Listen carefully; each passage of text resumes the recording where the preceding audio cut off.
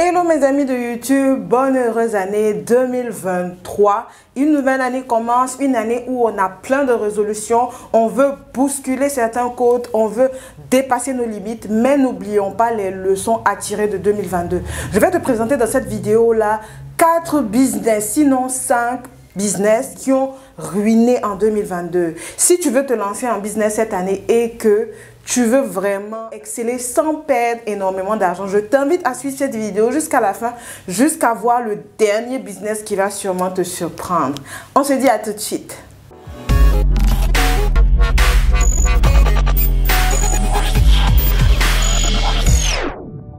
Vous savez les amis, l'année 2022 a été une année où il y a eu beaucoup de bouleversements dans le monde des affaires. On a eu l'avènement, pas l'avènement, mais l'explosion, la promotion de plusieurs business dans lesquels les personnes les plus sceptiques ont décidé d'investir. Mais à contrario, on a eu aussi, on va dire, la fermeture de certaines grandes entreprises. On a eu la chute, la faillite de énormément de personnes et nous devons en tirer des leçons. Le premier business ici que je vais vous présenter qui a ruiné l'année dernière, c'est le business des crypto-monnaies. Oui, vous savez très bien ce qui s'est passé en 2022, le business des crypto-monnaies. Je ne vais même pas vous parler, je vais vous parler après d'une autre phase des crypto-monnaies, mais pour la phase qu'on connaissait, où on allait sur les plateformes populaires comme Coinbase, comme Binance, etc., pour acheter des coins, pour trader ou pour faire du staking. Voilà, ceux qui ont fait un peu le domaine savent de quoi je suis en train de parler. On a eu un choc lorsqu'on a vu que l'entreprise FTX, qui était l'une des plus grandes, a fait faillite. Et la raison pour laquelle même cette entreprise-là a fait faillite, qui a surpris tout le monde. Vous savez, et y compris moi, lorsqu'on se lance dans ce genre de business, le Bitcoin a commencé depuis une dizaine d'années. D'accord? Mais les gens ont commencé à avoir confiance. En 2022, il y a eu particulièrement une grosse communication, une grosse promotion autour des crypto-monnaies qui a fait que même les plus sceptiques ont décidé d'investir leur argent. Je me rappelle comme ça qu'une de mes clientes me disait que son père, qui était tellement réfractaire aux affaires, lui a demandé qu'est-ce que tu sais des crypto-monnaies, puisqu'elle a fait les États-Unis et elle a dit que dans les années 2008-2009, quand elle était aux États-Unis, on lui avait parlé de certaines crypto-monnaies et elle avait acheté quelques crypto-monnaies. Et ces quelques crypto-monnaies-là, qu'elle a même négligé parce que ça lui a même pas coûté 50 $, lui ont rapporté plus de 10 000 $, au moins 7 ans à 10 ans après. Elle n'avait même pas tradé, elle savait même pas, elle avait juste acheté comme ça pour faire plaisir à la personne qui lui parlait de ça. Et donc, quand elle racontait l'histoire à son père, il est venu lui demander un jour, parce qu'il a entendu un reportage à la télé, d'accord? Je vous rappelle qu'en 2022, il y a eu le président de Binance qui a fait une visite, je crois, une tournée en Afrique, hein. Il est venu même en Côte d'Ivoire rencontrer le président de la République. Ça fait que les gens ont commencé vraiment, même les gens de ancienne école, nos parents ont commencé à vraiment s'intéresser aux crypto-monnaies, à savoir comment investir leur argent, jusqu'à ce que, boum, FTX, on annonce que FTX est ruiné. FTX, c'est une grande entreprise comme Binance, comme Coinbase et tout, où on achetait des crypto-monnaies, etc., est ruiné. Waouh, qu'est-ce qui se passe? Qu'est-ce qui se passe? Alors, la raison est d'autant plus choquante. Il se trouve que le directeur de FTX, d'accord, il y a eu un audit où on disait que le directeur de FTX avait mal géré des capitaux, donc il avait pioché dans l'argent des clients. Vous savez, la crypto-monnaie, c'est comme une banque virtuelle sur laquelle il y a des échanges. Donc, une plateforme. Je ne vais pas utiliser le mot banque, mais une plateforme virtuelle où les gens mettent leur argent. Parce que quand tu achètes une crypto-monnaie, tu mets ton argent. Quand tu trades, tu mets ton argent. Tout ce que tu fais comme échange, ton argent va quelque part. Et c'est ce quelque part-là. Les gens ont vu que c'était mal géré, donc il y a eu des pioches. Il y a eu un audit et le gars, il piochait. D'accord? Même si le siège de cette entreprise était aux Bahamas, d'accord? Les gens ont trouvé le moyen de faire l'audit. D'accord? Parce qu'il y a quelque chose qui a attiré leur attention sur de gros flux d'argent qui circulaient entre le directeur, d'accord, les fonds du directeur, donc son compte, et les comptes de FTX. Audit, le gars a perdu toute sa fortune, plus d'1 milliard de dollars. C'était l'un des personnes que la crypto-monnaie a rendu milliardaire en dollars. Binance annonce qu'ils vont racheter FTX. Donc, vraiment, la crypto-monnaie, ça a causé un coup dur à beaucoup de personnes. Il y a eu une vague de personnes aux États-Unis qui ont été ruinées. C'était tellement difficile, qui ont été ruinées. Binance annonce qu'ils vont racheter FTX. Donc, c'est leur concurrent, puisque je vous ai dit qu'ils font la même chose. C'est leur concurrent. Qu'ils vont racheter FTX. Tout le monde était, ah oui, au moins ils vont racheter et tout.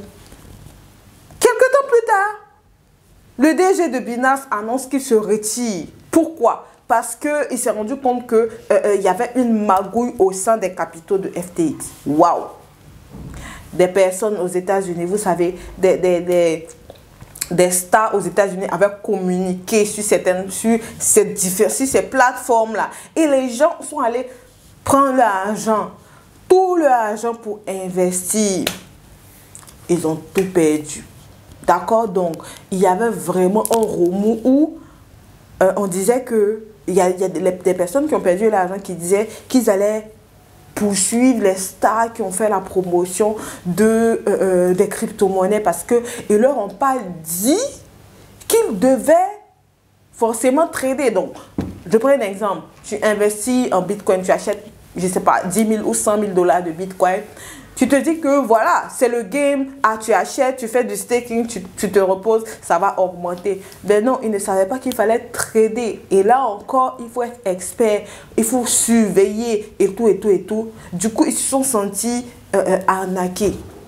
Voici comment la crypto-monnaie a ruiné énormément de personnes en 2022. C'était un coup dur pour les adeptes du no cash. Donc, no cash, tout en ligne, tout sur les portefeuilles électroniques et tout. Ben, ça a vraiment causé énormément de dégâts.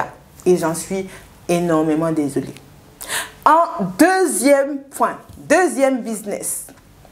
D'accord? Deuxième business qui a ruiné les personnes. Donc là, je vais parler principalement de l'Afrique et la Côte d'Ivoire, puisqu'il y a énormément de personnes sur cette chaîne qui veulent investir en Côte d'Ivoire. Le business des taxis. Oui, le business de taxi. Même moi, j'ai parlé du business de taxi ici, sur ma chaîne, sur mon Facebook et tout. Mais le business de taxi a énormément ruiné des personnes. Pourquoi? Parce qu'il y a des arnaqueurs qui se sont infiltrés. À la base, comment ça se passe? Une société vient, elle dit qu'elle vend des véhicules pour te permettre voilà, d'avoir un taxi. Voilà comment. Tout te permet d'avoir un taxi à crédit. Donc, le concept, c'est quoi? Que tu donnes la moitié de l'argent et que tu payes le reste en mensualité. La plupart du temps, ils donnent 24 mois pour payer le taxi en mensualité. Donc, jusque-là, tout va bien. Si ton taxi, par exemple, coûte 9 millions, tu donnes 4 millions 5 et puis on te dit, ok, tu payes le reste en mensualité et on te donne une certaine somme d'argent par mois en considérant bien sûr que le taxi tourne, le taxi travaille et tout. Ça, c'est un business model, bon, bien intéressant. Il se trouve que des personnes sont venues et ont commencé à proposer des offres de plus en plus alléchantes pour attirer les gens. Et vous savez, une chose que j'ai retenue de 2022, parce que j'ai perdu aussi de l'argent en 2022, c'est que il faut faire très attention par rapport au type de business qu'on vous propose.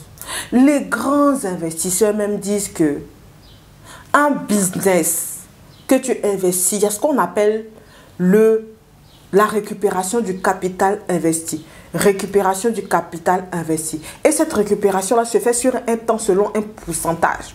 Si on veut te dire que tu vas investir ton argent, tu investis 1 million et que tu dois prendre 50% en un mois, c'est quel business dans le monde tu investis 1 million qui te permet de prendre 50% en un mois? Ou 400%. Moi, mais 50 même, c'est jouable parce que c'est très jouable. 400% en un mois. Ça n'existe pas. Ça n'existe pas. Il y a un livre, voilà, je l'ai laissé au bureau, j'allais vous le montrer, que j'aime beaucoup, d'accord? C'est un livre qui s'appelle L'investisseur intelligent. Donc, on te dit que si tu as un business qui t'apporte une marge de 20 à 30% sur un délai, sur le moyen terme, tu investis ton argent dans un business, tu es déjà très rentable. C'est déjà parfait comme récupération de capital investi. Moyen terme, tu as 30%, c'est déjà très bien. Mais les entreprises de taxi là ont commencé à devenir de plus en plus nombreuses. Actuellement, elles sont nombreuses dans Abidjan. Et vous qui regardez cette vidéo, faites attention. Il y a de vraies entreprises, mais il y a énormément d'arnaques. Il y a énormément d'arnaques. Il y a une entreprise particulièrement qui était venue et qui a arnaqué plus de 400 personnes. Vous savez, quand j'ai essayé, moi je ne savais pas en fait que l'entreprise là-même existait. Quand j'ai essayé d'en savoir plus, on a dit qu'ils proposaient des taxis avec une avance de 1 million et on te donnait le véhicule. Entre vous et moi. Entre vous et moi. Quel entrepreneur va risquer d'acheter des véhicules? Et les véhicules pour faire les VTC, il y en a de 6 500 000, il y en a de 9 millions. D'accord, il y a 6 500 000, 7 millions, 9 millions. Donc, c'est les plus populaires. Il va te demander d'avancer 1 million et on te donne un véhicule. D'autres ont commandé 10 véhicules. 5, 20, 30 véhicules. Jusqu'à ce que, un matin, tout disparaît. Donc, ils viennent dans les locaux fermés, plus d'employés. On dit, ils étaient là un temps, ils sont partis. Plus de nouvelles, téléphone, personne ne répond. C'est comme ça que les gens ont disparu avec leur argent. En fait, d'une façon tellement simple. Et ça m'emmène à venir sur le troisième business. Les business de Ponzi. Les business de Ponzi, les pyramides, les business où on prend l'argent de l'un pour payer l'autre, ont ruiné énormément de personnes en 2022. Et ils se cachent. Et aujourd'hui, avec cette éclosion de business de taxi là, je crois que, ça je ne dis pas que c'est parole d'évangile, mais selon moi, il y a énormément de business dedans qui sont des Ponzi. Si vous voyez Abidjan, à chaque coin de rue maintenant, il y a une entreprise qui vend des taxis à crédit et des offres de plus en plus alléchantes. Mais comme les gens aiment le moins cher, d'accord? Le moins cher. Moi, quand j'ai parlé du business de taxi, je vous ai dit le minimum, si tu veux être à l'aise avec une voiture sérieuse, au moins 9 millions. Tu investis tes 9 millions, tu as tes 300 000 francs par mois. Sur 24 mois, après le véhicule te revient. C'est correct, c'est raisonnable, c'est surtout réaliste. Mais une personne qui va venir te proposer un business, voilà, et tu as l'impression que la personne, elle n'achète pas ses véhicules tellement les prix sont bas. Non, c'est comme je vous dis tout le temps. Pour vous lancer dans un business, vous devez connaître le prix du marché, vous devez connaître comment ça fonctionne avant de mettre votre argent dedans. Sinon, c'est très compliqué. Sinon, ce sera très compliqué pour vous. Donc, les Ponzi, il y en avait énormément sur Internet. Avec la crypto-monnaie, les gens même ont créé des Ponzi. On a vu l'épisode Liepliman, Pétrole P, énormément de business par-ci, par-là, qui ont ruiné énormément de personnes. Moi-même, j'ai perdu de l'argent dans ces business-là. Parce que c'est toujours masqué. Il y a des business qui sont bien. D'accord? Il y a des business qui sont bien. Ce n'est pas... d'autres aussi disent que... oui, les business où on parle de réseau, de MLM et tout. Voilà. Il y a des MLM qui sont corrects. Qui existent depuis plus de 50 ans et tout, qui ont fait leur preuve jusqu'à aujourd'hui dans différents domaines comme le bien-être et tout. Le MLM en soi n'est pas mauvais. Mais il faut faire très attention à la rémunération, à ce que les gens proposent, à ce que les gens donnent, parce que ça risque de vous ruiner. On comment je vais dire, il n'y a pas d'argent sans travail. Il n'y a pas d'argent sans travail. Donc, si on te dit que, viens, donne-moi ton argent, moi je vais travailler avec ton argent. Donne-moi ton argent, je vais travailler avec ton argent. Que ce n'est pas la bourse. D'accord? C'est pas la bourse. Même la bourse, même ça ruine les gens. Mais la bourse, voilà, on sait ce que c'est. Tu apprends comment acheter des capitaux boursiers et tout. Mais là encore, les bénéfices sont raisonnables. D'accord? Sont raisonnables. La bourse a rendu les gens riches. Mais c'est raisonnable. C'est raisonnable. Les 5% de hausse, 10% de hausse, 15% de hausse de bénéfices, c'est raisonnable. Sur une période bien donnée, les gens réinvestissent. Ils achètent d'autres actions. Voilà, et il y a des courtiers, des personnes expérimentées qui peuvent vous aider à faire ça. Mais un business où tu n'y connais rien, on vient te dire, donne-moi tes 2 millions, donne-moi tes 3 millions, donne-moi tes 10 millions, j'investis pour toi. Et puis je vais te donner le bénéfice, 400% en un mois. Plus jamais. Faites très attention à cela. D'accord? Faites très attention à cela. Les Ponzi. Faites très attention. Souvent même, ils vont vous proposer des produits. Et sachez très bien, ces gens-là, j'ai eu une méthode pour les identifier. Souvent, ils vont venir avec un mensonge. Par exemple, ils vont te dire, viens, on va te parler d'une opportunité, par exemple, d'un business qui te permet de faire tant. Il y a des jeunes que... Voilà, qu'une de mes tantes a rencontré, donc c'était de la famille même. Et elle a dit, ils ont recruté ces jeunes-là. Et ils leur ont dit, envoyez de l'argent, on va vous permettre d'avoir un boulot. Et finalement, c'était un système de Ponzi. Donc, quand ils ont donné l'argent, ils ont dit, voilà, le travail qu'on veut vous donner, c'est pour vendre certains produits et vous allez avoir tel nombre de pourcentage. La démarche même est frauduleuse parce qu'il y a le dol, on te blague et tout, et quand tu viens tu vois que c'est pas voilà, c'est pas ce qu'on t'avait promis en fait. Prenez vos jambes à vos coups, prenez vos jambes à vos coups. Voilà le troisième business qui a ruiné énormément, les Ponzi. Quatrième business qui a ruiné en 2022, le dropshipping et l'e-commerce. Oui, je vous ai dit que vous alliez être surpris. Le dropshipping et l'e-commerce ont ruiné en 2022. Pourquoi? Tout simplement parce que les gens ne se sont pas adaptés au changement, ne se sont pas adaptés aux réalités et ont voulu s'entêter. Voilà. Énormément de personnes m'écrivent pour me demander comment faire du dropshipping en Afrique, comment, etc. Et tout. Ils ont essayé, ça n'a pas marché. Ils ont fait ci, ça n'a pas marché et tout. Première raison, c'est que vous ne prenez pas en compte les changements de Facebook. Quand vous voulez vous lancer en ligne, le marketing digital, vous devez vous former. Cette année, on a mis à jour la nouvelle formation e-commerce. D'accord? Déjà, il y a la formation gratuite. Le lien en description. Cliquez pour suivre la formation gratuite. Et dans le programme e-commerce, on a fait des changements parce que Facebook a changé. Donc, ils ne savent pas. Donc, ils vont lancer leur business avec... Voilà, les mêmes, en pensant que les Facebook, c'est la même réalité lorsque tu lances tes publicités et tout.